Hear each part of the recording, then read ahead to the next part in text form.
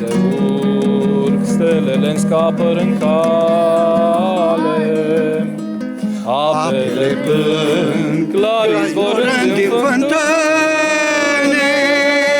sub un salcâm, sub un salcâm, dragă, mă aștepți tu pe mine. Sub un salcâm, sub un salcâm, dragă, mă aștepți tu pe mine.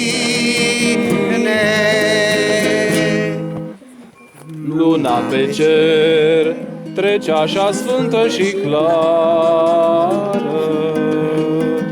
ochii tăi mari caută-n frunza cea rară. Stelele nasc umezi pe bolta senină,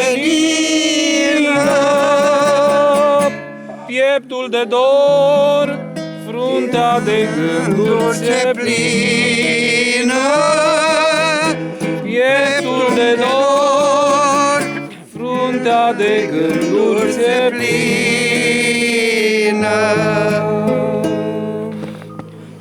Părinte, aveți o voce superbă, felicitări! Păi, să mai punem problema.